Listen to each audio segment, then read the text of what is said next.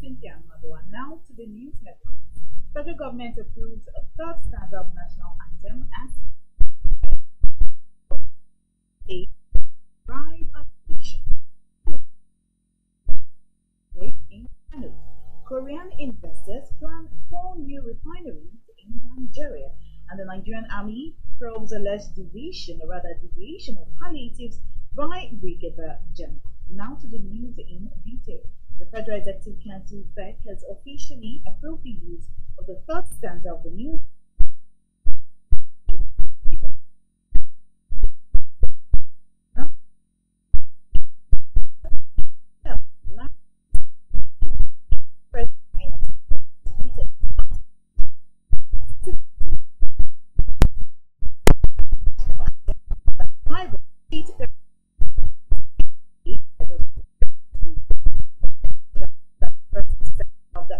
be rendered at all official functions, while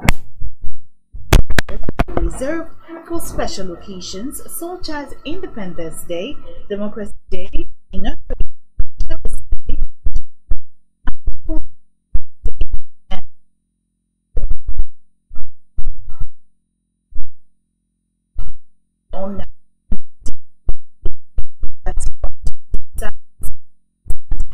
forestry, at the Taufik Ewenla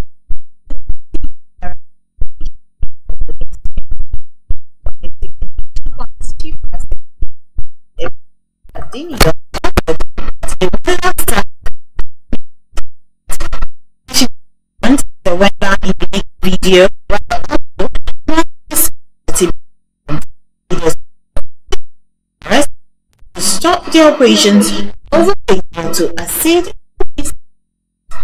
that by threats, infuriated timber traders vowed to it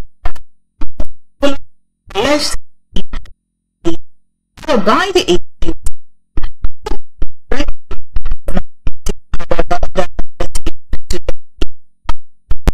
aid will soon be replaced. The governor further stated that the activities of everyone manning the forest reserves across the state would be looked into. And now, new reports state that 7 persons have been confirmed dead and a dozen others hospitalized following the suspected cholera outbreak in Kanye village in Kugbo local government area of Kano State. The outbreak is suspected to have been triggered by contaminated water from an open well, which is the only source of drinking water for the community.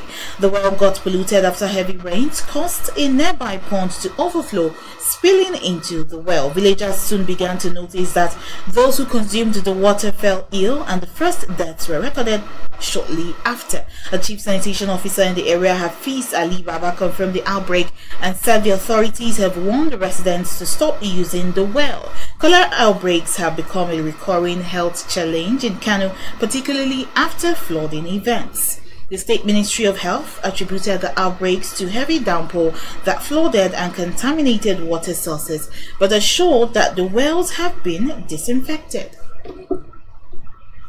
The Federal Capital Territory Administration (FCTA) has announced its commitment to phase out unapproved taxi and bus parks in the city centre by next year, coinciding with the opening of newly constructed modern bus terminals. The FCT Minister, Barr, Nyesom Wike, stated this during an inspection of the bus terminals under construction at the Kugbo and Mabushi areas of the FCT.